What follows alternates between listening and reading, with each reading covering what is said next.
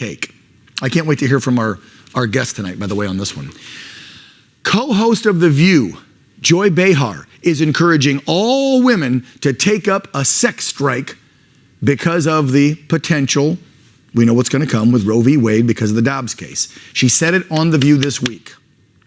I'm just going to let this go. Just play it before I say something.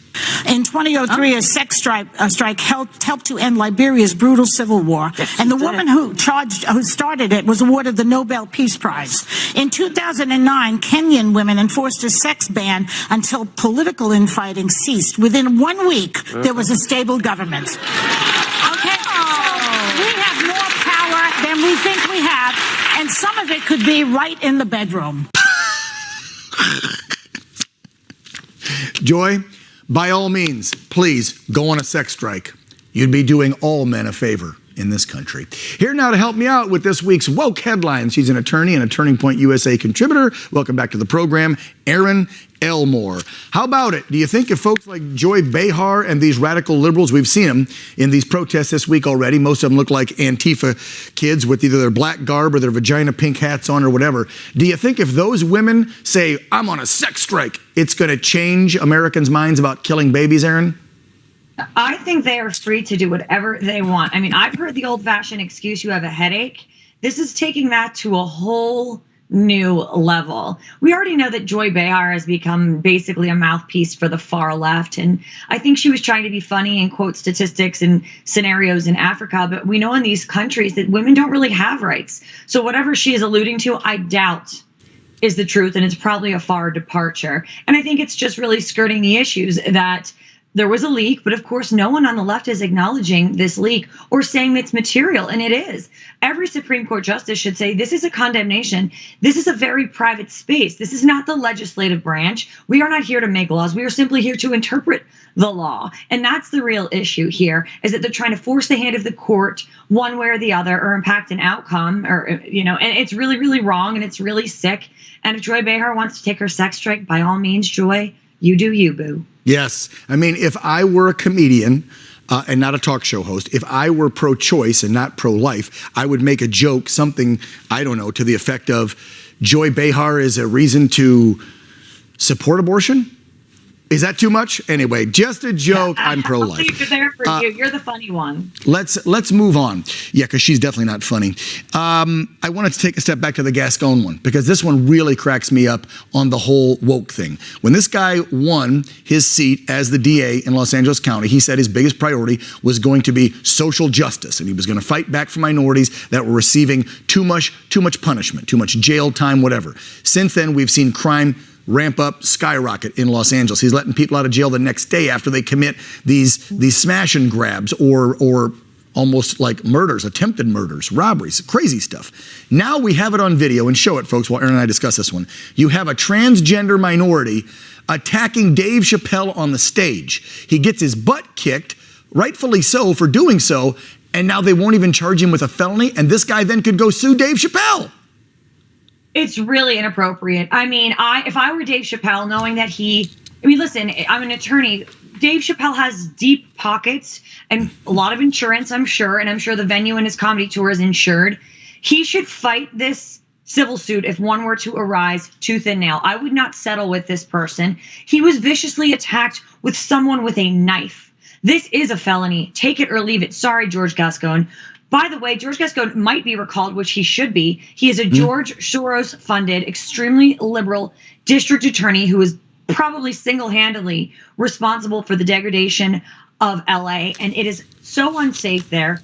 Everyone left, right, and center is seeing it. You can't even go shopping without people following you home and robbing you. It's honestly terrifying. And this is happening, by the way, New York, Chicago, Philadelphia. These district attorneys are getting put in all over the country thanks to George Soros. But of course, Soros is protected because he's rich and he has private security. You got it. Here's another woke one. How about the headline from Oregon? Officials there just pass a law to put tampons in the boys' restrooms. I'll just let you take that. This is in public schools and colleges. So, of course, for a transgender woman that now says she's a man, she will have a tampon in the men's bathroom. Okay. So this is a lot. And for middle school, I know that that's where they're going to start this. Middle school age boys are pretty immature. And if you think this is going to go over well and not be bastardized and these boys aren't going to start throwing these things around and doing God knows what, this is not going to work out the way that Oregonians in office think it's going to. And I thought that now we're saying, women's right to choose, that we got rid of birthing people. So where are we on all of this? The lines are blurred. There's a massive amount of hypocrisy. And by the way, the same people that are now freaking out about women's bodies and their right to choose were forcing vaccines on people about 2 weeks ago. So honestly, if the left had didn't have double standards, that have no standards at all. You got it. I'm almost out of time, but I got to double back to that one about the name brands. So I didn't let you sound off on that one. And I'm sure as a lady, you might own some Levi's. You probably hop in an Uber from time to time. Maybe you bank with Citibank. Put those company names up again. Let's give them a little dox like they love to do to conservative folks, shall we? So again, let's remind them, Erin, these are the companies that will be putting into place policies. Amazon, the first one to come out, and then like 6 or 7 other major corporations. They're going to help pay for their employees to fly and stay in a different state so they can get an abortion if their employees happen to be in a state that will then outlaw them after the reversal of Roe v. Wade. What do you make of this one? I mean, talk about woke corporations. It's ridiculous, but I heard something great. I read something great rather on social media today. Someone who is pregnant should go to Amazon that works there and says, I am going to keep my baby. Can I get $4,000 for doing so? Oh. And I believe there's got to be some sort of lawsuit in there somewhere. I did go to law school. I did pass the bar, but this is not my area of expertise. But I could say it's sort of some sort of equal treatment. Right, women's health care. So that would be a solid move.